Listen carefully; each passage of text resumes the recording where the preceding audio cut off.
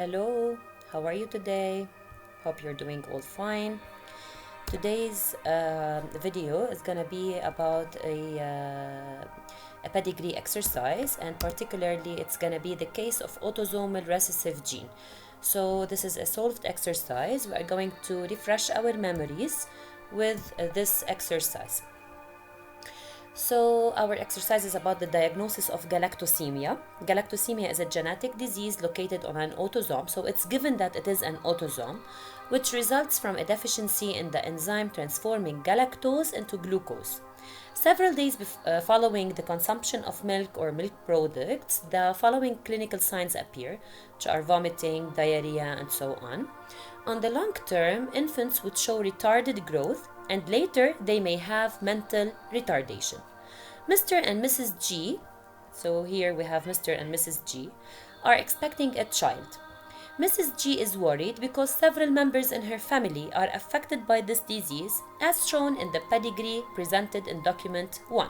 So this is the pedigree of Mrs. X, and it shows that many of her family members are affected by galactosemia, and she's worried that her coming baby might also be affected by galactosemia.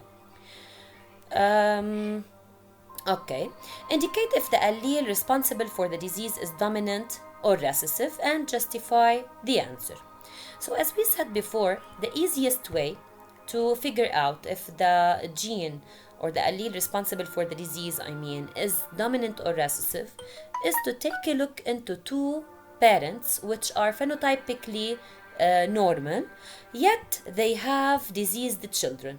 So we can choose this couple, or we can choose this couple, or even this couple, because these three couples, they all show normal phenotypes, however they have diseased children. So the allele responsible for the disease is definitely recessive, and this is because the couple 2,4 and 2,5, which are both phenotypically normal, yet they have diseased son number 3,5, which means that the diseased allele was carried by at least one of the parents masked by the normal one. So you need to remember that we shall put the word at least when we're not sure of the localization of the allele, because we have to take into consideration that it might be gonosomal, and in that case not both parents are going to be carriers of the allele, only one will be the carrier, as we can see. So this was the clue that I've used. As I said before, you can use other clues like this one or this one if you want. Okay? Now, after, of course, solving such a part, you're supposed to put the symbols. So the symbols are you can choose your own symbols. I've chosen capital N for normal and small d for the diseased allele. Now determine the localization of the gene coding for the disease. Okay, it's already here given that the galactosemia is located on an autosome. But since the question is to determine, so we're supposed to use logical reasoning based on the pedigree in order to determine the localization of the gene that codes for galactosemia. So as we said before, we need to start with the part of Y which is not homologous to X. So first of all, we can simply say that since females number 2, 3 and 3, 2 are both affected, so definitely the allele responsible for the disease cannot be carried by the Y not homologous to X, or otherwise these two females wouldn't have been affected. We can use a more scientific clue, which is choosing any affected son with his normal father. Okay, so you can choose number 2, 6 with his normal father number 1, 2, or any other clues like this son with this father, or this son with this father as well. So what we're supposed to say here, that if the gene was carried on the part of Y not homologous to X, then the genotype of 2, 6 is supposed to be XYD, small d. And he should inherit the Y small d from his father.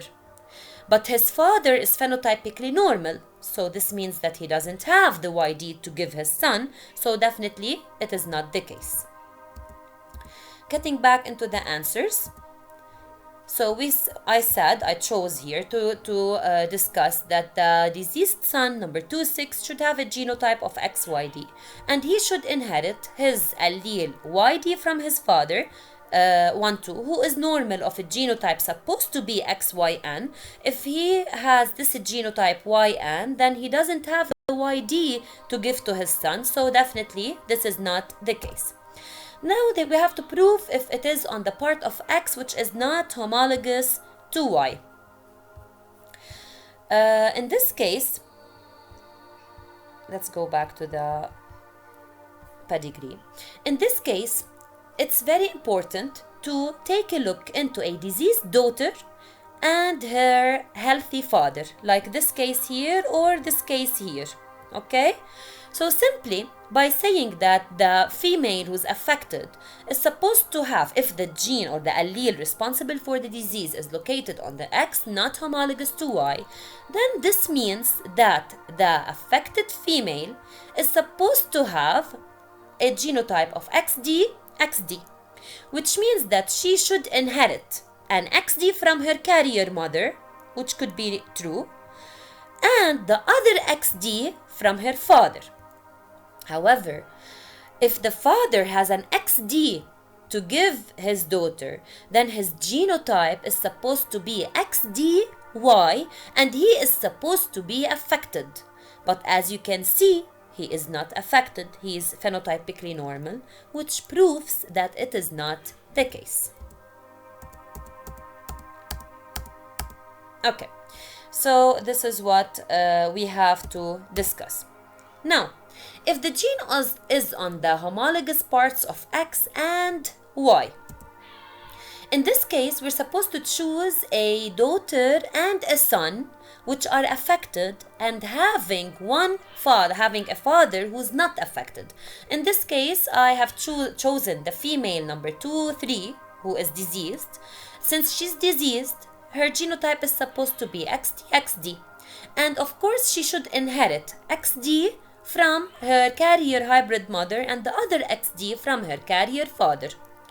But her brother, the number of the brother is 26 in this pedigree, is also diseased. So his genotype is supposed to be XD-YD.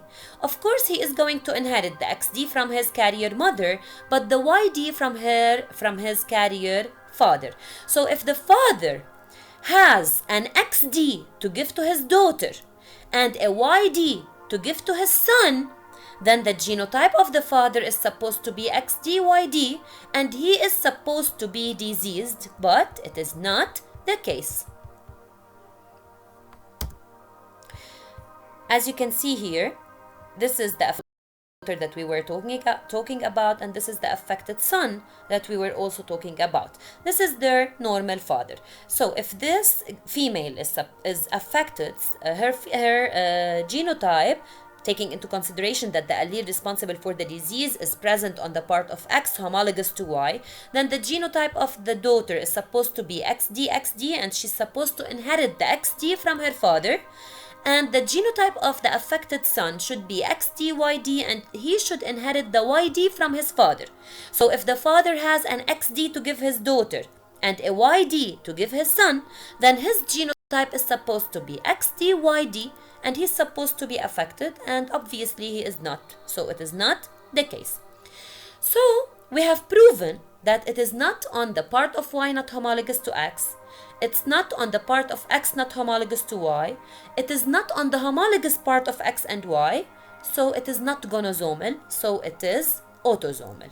So this is how we cover the localization of the gene coding for the disease. The question now is to specify, as you know, specify is indicate and then justify the possible genotype or genotypes of Mrs. G and individual 4-4. So Mrs. G and 4-4. As you can see, Mrs. G is phenotypically normal. So definitely she has one capital N allele. Since her parents are both normal, yet they have a diseased child, which means they are both carriers. So this means that her genotype is supposed to be either NN or ND. Now to prove it, because the question is specify, we're supposed to say that the genotype of Mrs. G is supposed to be NN or ND, since she is phenotypically normal and the normal allele is dominant, and so it is expressed to the phenotype whether it is in the pure or hybrid form in the genotype. Now regarding 4-4, as you can see, 4-4 is affected. Okay, since he's affected and we have proven that the diseased allele is recessive, and we have proven that the whole gene is located on an autosome, so his genotype is supposed to be small d, small d. This is because he is affected and the affected allele is recessive, so it is only expressed to the phenotype if it is in the pure form in the genotype. Okay, now a new given states that worldwide the probability of individuals to be heterozygous for the gene responsible for this disease is 1/100. So they are trying to tell us that if you don't have the family history for a particular member, you simply take this proportion for him or her being a carrier for this diseased allele. Determine the risk for the expected child number 4, 5 to be diseased. So, we already know that in this case, we are supposed to use the formula, which is the risk is equal to the probability of the father to be hybrid times probability for him to give the affected allele times probability of the mother to be hybrid and the probability for her to give the affected allele. Now, Mr. G is of an unknown family history, so we don't know his family history. This is why we have to use the given by putting the probability for him to be a hybrid or heterozygous is 1/100, and in case he was heterozygous, then the probability for him to give the affected allele is 1/2. Now Mrs. G, we're going to go back to the pedigree, but as we have noticed that she has an affected brother. Because she has an affected brother, directly the probability for her to be hybrid is 2/3. How? This is because for her to have affected brother, so the genotype of her parents are supposed to be hybrid. ND for the father and ND for the mother. So if you take into consideration these gametes given by the parents, you will notice that the risk for every child to be born is, if we're taking the 4 possibilities, it is 1/4 NN, 1/4 ND, 1/4 ND, and 1/4 DD. However, we're taking into consideration that we want Mrs. G's genotype to be hybrid. So definitely the pedigree states clearly that she is not affected. So we have to cross out this possibility. And we are going to be left with 3 possibilities, which are NN, ND, or ND. Now, we want the probability for her to be hybrid. So out of these 3 possibilities, 2/3 is the probability for the mother to be hybrid. So this is why we use 2/3. Also, if she is hybrid, then the probability for her to give the affected allele is 1/2. So, in this case, the risk for the father to be hybrid is 1/100, and the risk for him to give the affected allele is 1/2, times the risk for the mother to be hybrid is 2/3, times the risk for her to give the affected allele is 1/2, which means that we are going to have a risk for this couple to have an affected child is 2/1200, which is 1/600. Okay? Last question is also to determine the risk for couple 2-1 and 2-2 to have an affected child. We are going to use the same rule, which is the risk is equal probability for the mother to be hybrid and times probability for her to give the affected allele times probability for the father to be hybrid times probability to give the affected allele. As you can see here, the probability for both parents to be hybrid is 100%, which means it is 1. This is because they already have an affected daughter, which is 3, 2. So since they already have an affected daughter, this states clearly that they are definitely hybrids. So since they are hybrids, this means that we are going to use the risk, which is equal to probability for the father to be hybrid times probability to give the affected allele times the probability for the mother to be hybrid and probability to give the affected allele. In this case, as we said, the probability for both parents to be hybrids is 1 or 100% because they already have daughter 3, 2, which is affected. Now the probability for both parents to give the affected allele is 1 over 2. In this case, the risk is 1 times half times 1 times half, which is equal to 1 over 4. Note that in this case, since we are very sure of the genotype of both parents, you can simply apply the table of Cross to prove that the probability for this couple to have an affected child is 1 over 4.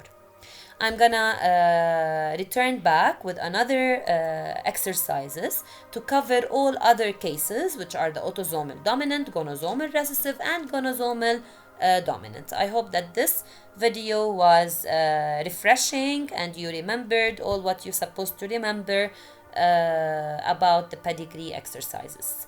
Love you all.